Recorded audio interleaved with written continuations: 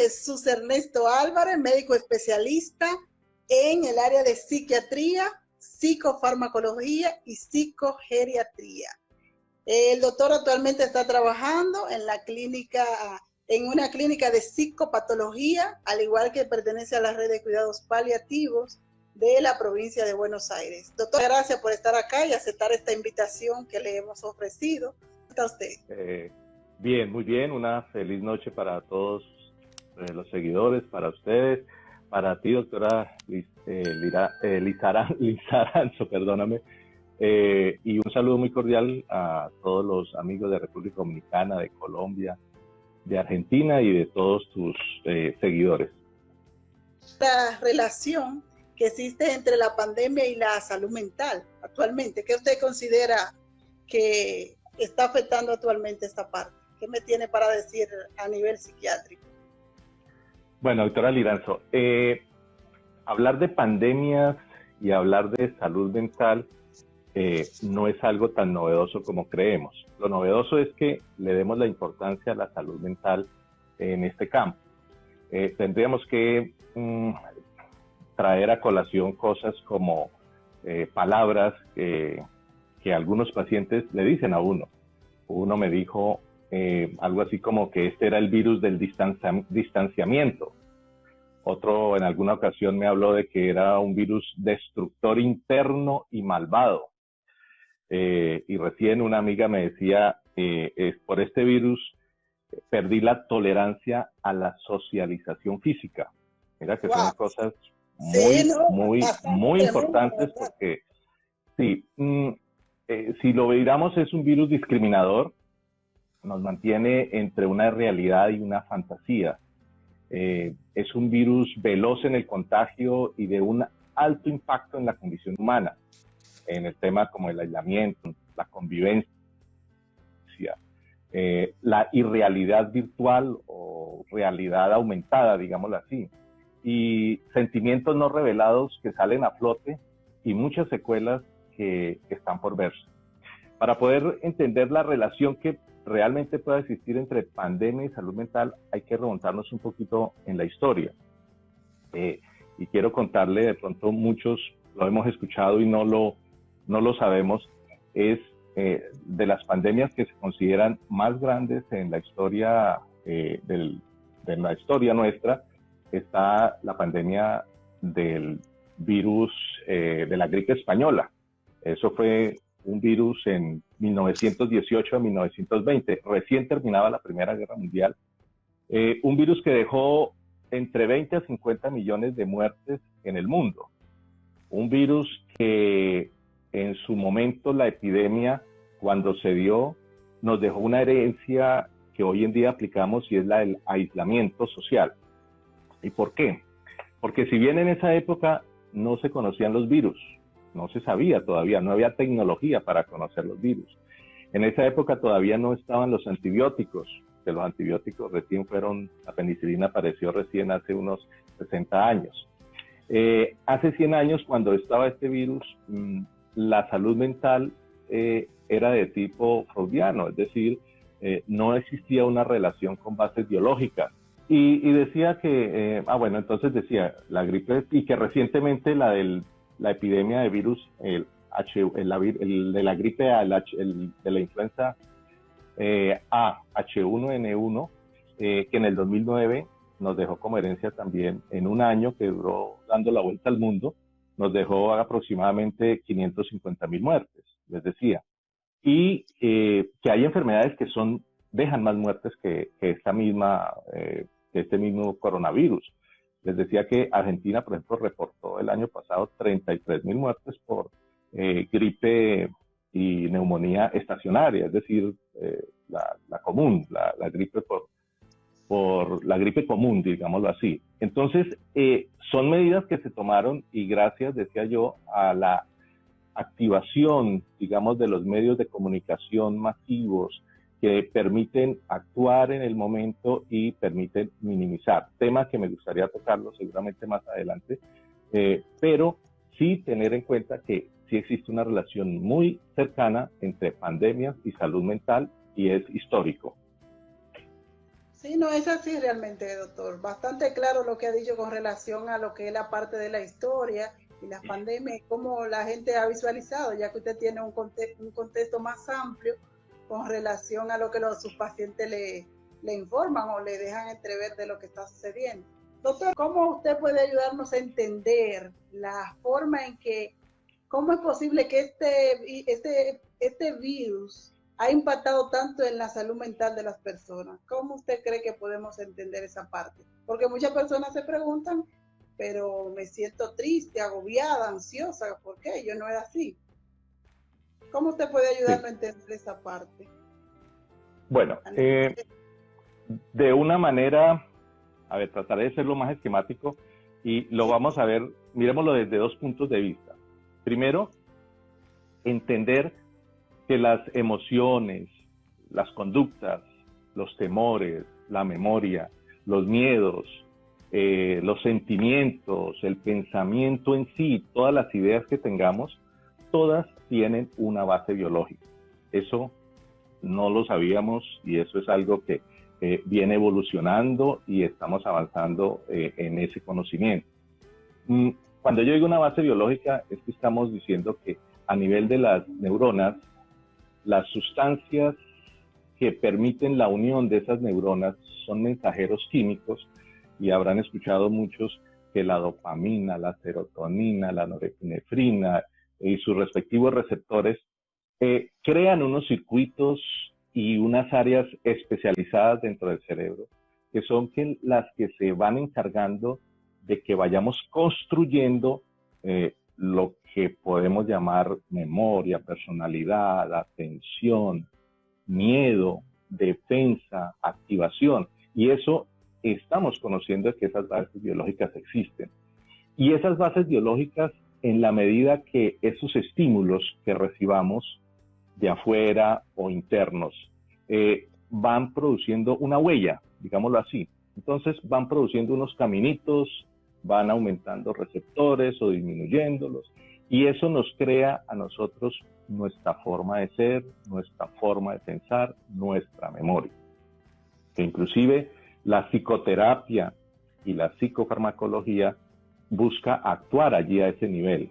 Lo que hacemos con en todos estos mecanismos de intervención es buscar que esas conducciones empiecen a tener el camino que deseamos o el camino que buscamos. Y finalmente es lo que nos permite a nosotros ser lo que somos o ser de esas ideas, de ese pensamiento, de esa memoria y ser tan activos como podemos ser. Eso es como si dijéramos que si un atleta corre todos los días, lo que va a desarrollar son sus músculos. Por lo tanto, lo vamos a ver con sus músculos bien. Si el atleta hace un mal desarrollo, puede tener el músculo lo puede fracturar, se puede romper el músculo, puede tener una tendinitis. Y hay que saber hacer ese ejercicio para que el atleta tenga un buen desarrollo muscular. Pues bien, nosotros pensamos todos los días, nos sometemos a estrés todos los días, podemos tener situaciones de riesgo, podemos tener miedos, y todo eso crea también su huella. Así como el atleta le produce que su músculo se fortalezca, también todos estos elementos producen en nosotros unas estructuras de pensamiento, unas estructuras que es lo que nos va a permitir reaccionar ante algo. Si el atleta hace todos los días, hace una hipertrofia muscular, el ejercicio.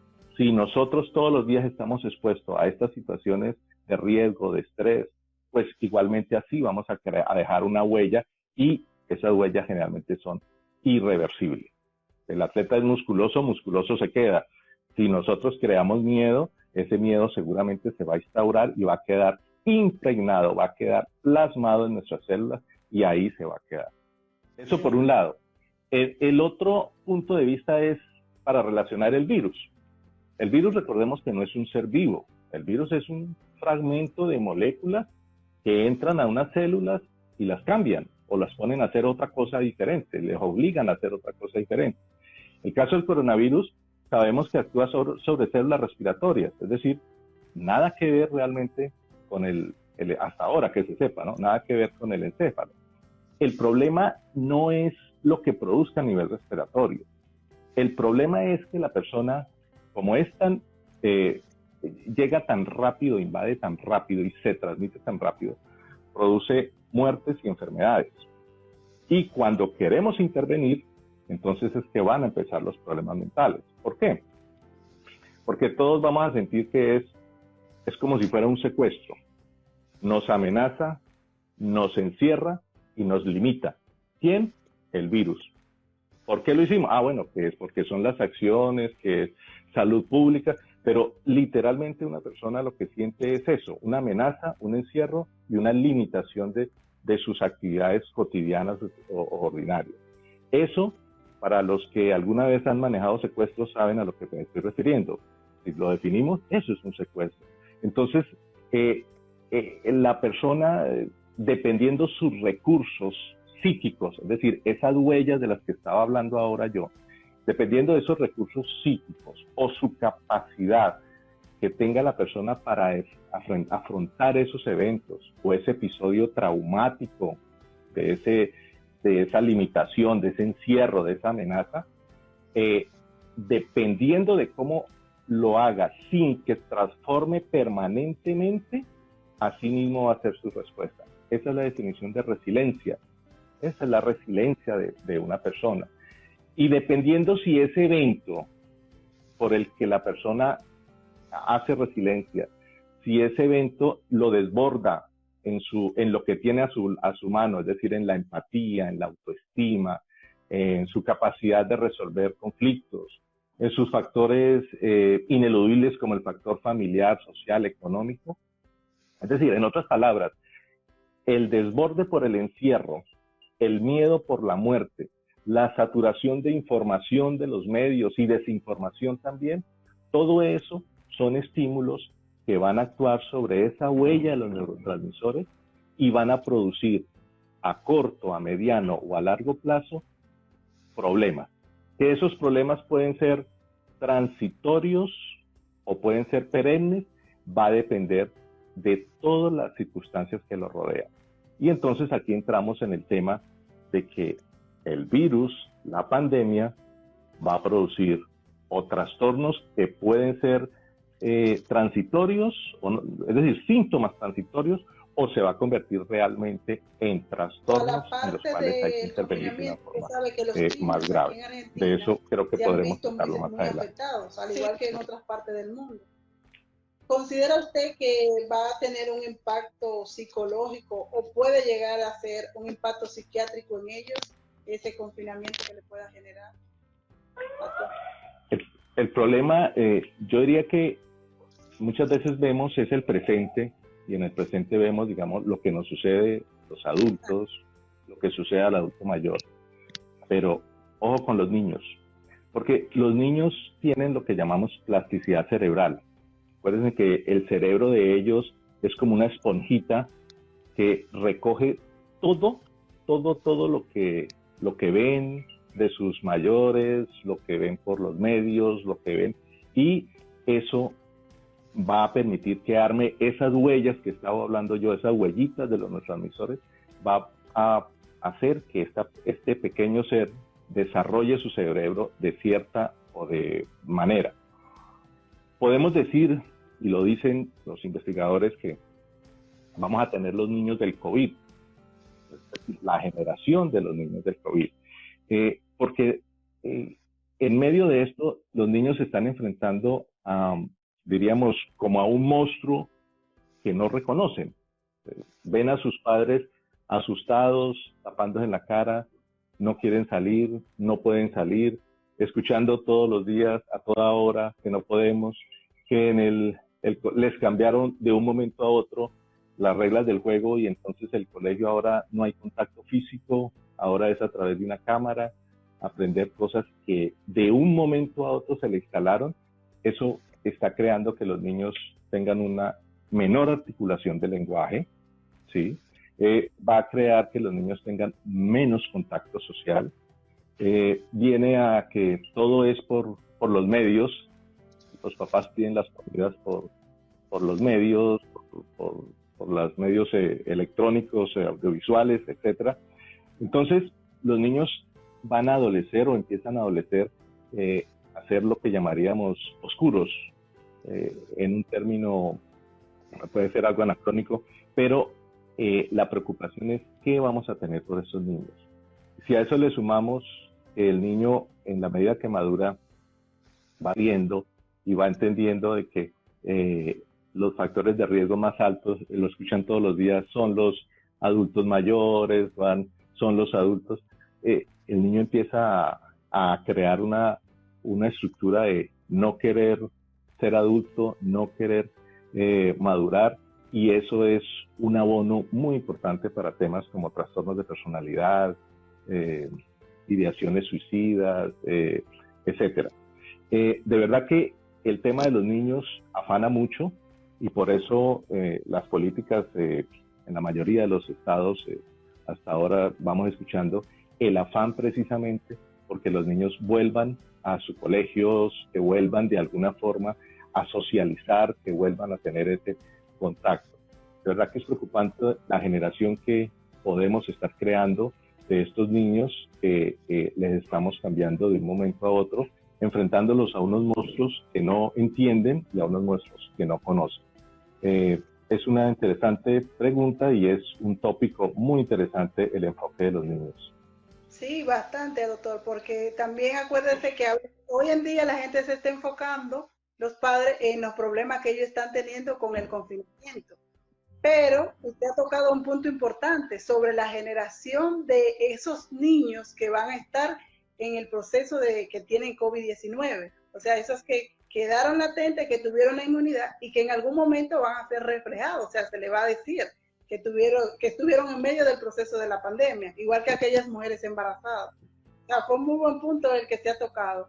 Pero doctor, dentro de todo, usted sabe que aparte de los niños, está en vista al mismo confinamiento, muchas empresas se han visto en la necesidad de que han tenido que trabajar mediante el teletrabajo, igual que también se ha implementado lo que es el desempleo. ¿Esto qué impacto puede tener también en ello? ¿Qué reflejo podemos visualizar en esas personas que están ahora mismo con ese proceso de ahogamiento, como así lo refieren muchas personas que a veces uno le preguntan, no sé qué hacer, me siento muy angustiada? Es lo que me dicen muchas personas cuando regularmente hablamos sobre el tema. Sí, en este afrontamiento, la forma como nosotros podemos llegar a afrontar, cuando la persona se desborda ante la circunstancia, porque lo estamos viendo, lo comentaba con algunos colegas, el hecho de los extranjeros o las personas que quedaron aisladas, que después de 90 días, imagínate, truncados muchos sueños o que quieren salir, y no solamente ellos, sino el común de la gente, con las restricciones laborales, con la amenaza de pérdida de trabajo o la disminución de sus ingresos, con la imposibilidad de tener el contacto físico, en costumbres tan arraigadas como por ejemplo en Argentina, compartir el mate, del abrazo y del beso. Todo esto va a incidir o puede incidir de una forma muy preocupante. Aquí hay que mirar varias cosas cuando tú hablas de las personas del desempleo y del teletrabajo. Hay que mirar en el adulto también las circunstancias predisponentes, porque si bien es cierto este panorama que estamos hablando, es cierto que puede darse, es un escenario pues tétrico el que estaríamos diciéndolo, pero la resiliencia que podamos tener, la capacidad de afrontamiento es la que nos puede salir adelante, y lo que decidamos, digamos, para sacar adelante no solo a los adultos, sino a los niños y a los adultos mayores.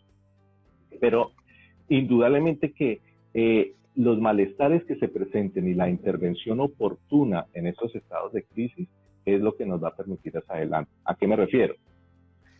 Es normal que nosotros tengamos episodios autolimitados de ansiedad. Eso es normal. Es decir, que nos dé angustia, que nos deprimamos, porque sabemos que se nos murió el familiar por COVID. o por la amenaza de que voy a perder el trabajo, no tengo ventas, o porque me siento tan solo que, estoy que me exploto, normal que nos angustiemos, es que eso lo podemos sentir. Lo anormal es que eso altere nuestra vida, lo anormal es decir, la capacidad después laboral y después el que viene, es decir, el mañana de lo que va a suceder. Estos episodios autolimitados de ansiedad son los que tenemos que buscar, pero no es solamente ansiedad por lo que es el síntoma más frecuente y más recurrente, pero ojo porque los primeros síntomas pueden ser problemas de concentración, tú mencionaste ahora eso, problemas de concentración, alteraciones del sueño, porque no solamente el no poder dormir, es decir, el insomnio, bien sea un insomnio de conciliación, sino que pueda ser un insomnio de mantenimiento. La misma somatización que podemos hacer del caso, porque podemos empezar a sentir dolores, a autoenfermarnos sin estar enfermos. Todos son síntomas que, ayudados con tristeza, dolores, confusión, y podemos llegar inclusive a desrealización y despersonalización, que ya serían síntomas más agudos y podrían hacer parte de alguna patología. Todo eso es para decirte que si tenemos factores predisponentes, más grave será la clínica. Pero hay que darnos cuenta a tiempo para poder intervenir en ello. Claro, es que básicamente lo que usted ha dicho es lo que muchos de los que están acá siguiendo este live querían escuchar. Yo estoy segura de que sí. Y usted sabe que también están los adultos mayores. En los adultos mayores, ¿qué considera usted que puede verse efectos reflejados en ellos? Tanto aquellos que están en población de riesgo por las comorbilidades que tienen, pero también aquellos que tienen que hacerlo ya porque por la misma edad, para evitar el mismo proceso y a veces las mismas leyes impuestas, deben hacerlo. ¿Usted considera que ellos pueden quedar medio afectados después de todo esto, o que incluso actualmente ya le está afectando en vista a todo el procedimiento que se está llevando? Como usted sabe, aquí en Argentina ya la cuarentena se ha extendido mucho. ¿Considera usted que ha trascendido bastante a nivel de esos adultos mayores, por ejemplo, aquellos que tienen demencia senil, por así decir? ¿Cuál es Claro, no, mira, indudablemente la población geronte es la población que más adolece en el momento, porque generalmente la población adulto mayor en promedio es la que tiene más soledad, que estaban acostumbrados a que ven cada 8 días o cada 15 días, otros cada mes, veían físicamente a su ser querido, que los iba a visitar, que los acompañaba, que podían salir. Algunos más afortunados podían salir a pasear eventualmente, y que de la noche a la mañana les reduzcamos obligatoriamente, eso la verdad que muy fuerte. Eso lo comentamos entre colegas, digamos, lo que estamos viendo, y la mayoría de nuestros pacientes tienen serios problemas por eso. Aquí en Argentina hay varias estrategias, la estrategia telefónica y de videoconferencia que está funcionando, yo diría que muy bien y en muchos casos oportuno, pero en la población geronte es dificultoso porque muchos ni saben manejar la tecnología o no tienen acceso a ella, o segundo, tienen problemas visuales o de audición que lo hace todavía más difícil. Es una población que necesita más afecto, que necesita más cariño.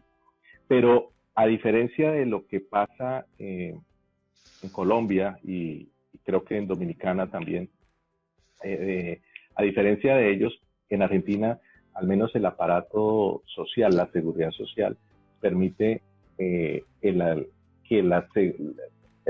aquí llaman obras sociales, en Colombia le llaman, se llamaban EPS, permiten que haya la atención domiciliaria, permite que haya el acompañamiento terapéutico, pero lo vemos aquí en Argentina.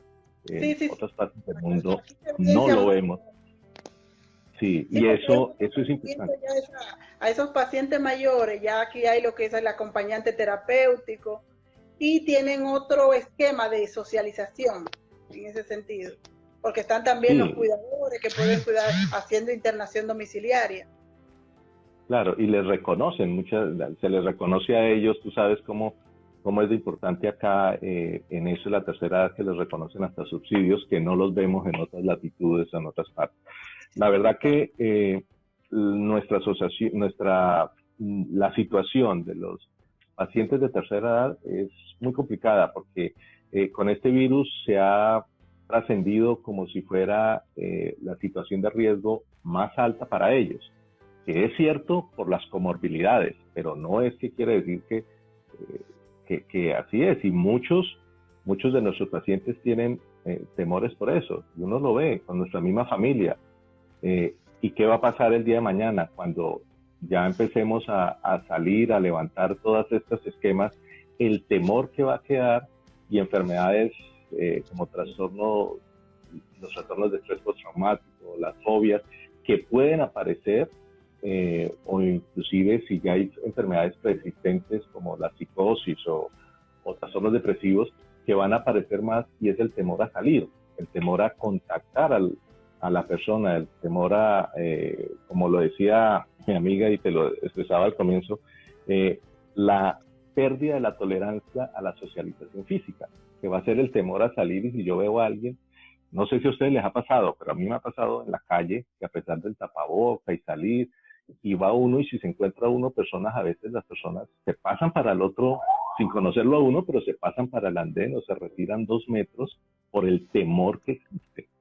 Ese temor, en el momento que se vuelva algo ya que le limite, por ejemplo, el trabajar, ahí se nos va a volver algo patológico. Y ese es el complique, digamos, que de los compliques grandes que vamos a tener a futuro seguramente. Y la población más afectada en eso, indudablemente, va a ser el adulto mayor.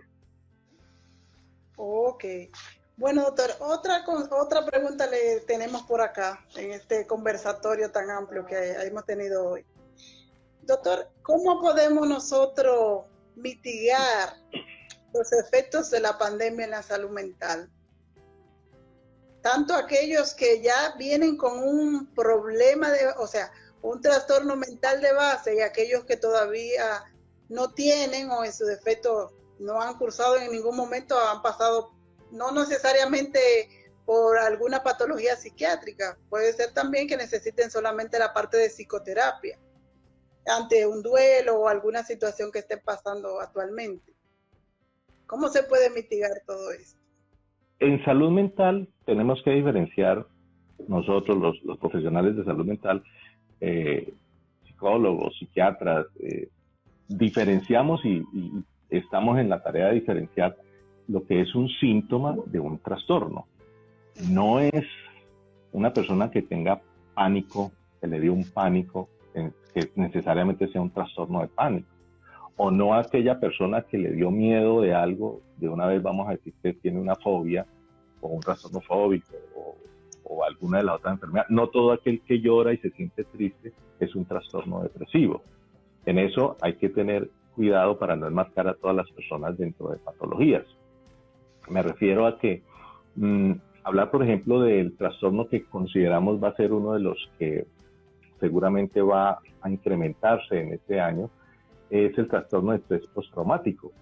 Es una enfermedad que, para que tenga que darse, tenemos que tener una serie de síntomas. No es solamente sentirse mal después de una amenaza o de un trauma, sino que tiene que haber síntomas de intrusión asociadas, es decir, que la persona realmente reexperimente recuerdos o sueños o reacciones fisiológicas cuando se acuerde o cuando algo se relaciona con el evento.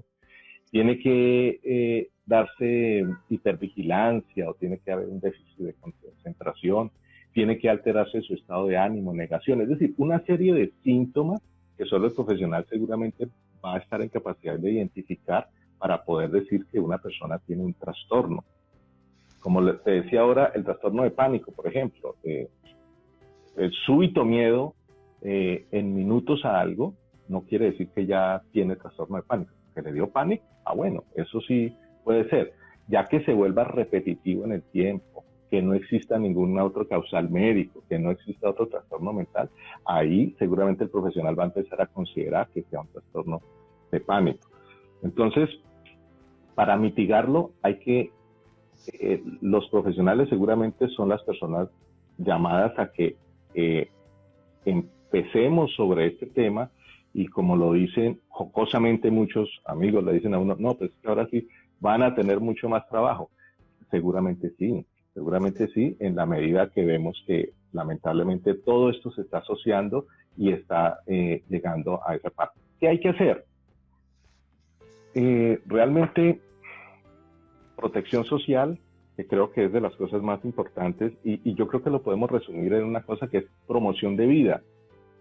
Tenemos que promover la vida, tenemos que salir por encima de lo que ya tenemos. Yo creo que tenemos que mirar de las enseñanzas, lo que nos deja, digamos, esta pandemia, ahora, en las pasadas también, pero como olvidamos todo, pero la salud no debe ser un negocio. Disculpen que lo diga, y de pronto no somos nosotros los que realmente vayamos a cambiar el mundo con estas cosas, pero tenemos que mirar y entenderlo, y que es el momento que nuestros gobernantes también empecemos a ver que la salud realmente es para protección y para promover la vida. El problema es que no lo escuchemos y que no lo pongamos en práctica. Que podamos nosotros disfrutar la vida, porque es que eso es lo que hay que hacer. Que entendamos que el ser humano no puede ser la persona que esté por encima del mundo y un conquistador. Tenemos que respetar la naturaleza y ver que una pandemia como esta nos hace ver tan chiquitos y tan inútiles, que tenemos que fomentar nosotros esos estilos de vida. Hay que trabajar en un enfoque psicosocial de la psiquiatría y de la psicología, indudablemente. No es solo individual, sino que ese enfoque es el que nos va, un enfoque colectivo y comunitario, es el que nos puede empezar a sacar adelante. En lo personal, cada uno, ¿qué tenemos que hacer? Volver al contacto lo más pronto posible, al contacto social, entendiéndose que lógicamente y seguramente se instaurará el uso del tapabocas como algo normal, pero teniendo las normas de higiene normales, de bañarnos las manos, usar la gel, eso seguramente debemos instaurarlo dentro de lo nuestro, pero volver al contacto social, continuar con el contacto social, familiar, eso es lo que nos hace humanos, y tal vez es de las cosas que nos va a permitir afrontar mucho mejor la situación. De ahí para allá vienen las otras situaciones socioeconómicas que son fundamentales y que seguramente es lo que también permitirá en buena parte el éxito, digamos, de salir de esta pandemia. Sí, acuérdese que también la parte económica también es un motivo controversial, no solamente aquí en Argentina, sino a nivel mundial, de los efectos que está generando en mucha gente sobre cómo van a pagar los gastos aquellos que han quedado desempleados. Eso le está generando de una u otra forma conflictos a nivel tanto familiar como también a nivel psicológico, y es como usted dice, es tratar de sobrellevar toda la situación que estamos viviendo. Es una etapa y tarde o temprano vamos a ir saliendo de ella de a poco. Es lo que se prevé. Sí, es cierto. En cuanto a la parte de esos pacientes que ya tienen, por ejemplo, trastorno de esquizofrenia, ya vienen con el trastorno de base de ansiedad, pero ya estaban en hospital de día. Tengo entendido que hay muchos hospitales de día que no están funcionando por lo mismo del proceso de la pandemia. Las clínicas psiquiátricas, ¿cómo se están manejando en relación a esa parte? ¿Están pacientes o están con los familiares? O sea, ¿están acudiendo a esos encuentros o se están haciendo de forma virtual? o algunos días se le decide ir a los pacientes? ¿Cómo se está manejando ese proceso? Las clínicas psiquiátricas están priorizando conservar la salud de los pacientes internados. Donde hay internación se priorizó y esa es la tarea. Cuando digo priorizar, se suspendieron salidas, se suspendieron visitas, normas de seguridad para entrada y salida del personal, estrictamente el personal que realmente se necesita, que asiste y trabaja. Y se implementó los temas de telefónicos, videoconferencias, videollamadas, a poder tener el contacto de los familiares con sus pacientes. Y en el caso de los consultorios, los casos de hospital de día, se está utilizando todos los sistemas electrónicos que tenemos, es decir, el sistema de llamadas telefónicas y la cita cuando se es necesario, es decir, cuando el paciente ya es necesario verlo por un motivo específico. Pero muchos de los pacientes, cada médico le está haciendo el seguimiento es telefónico o por videoconferencia.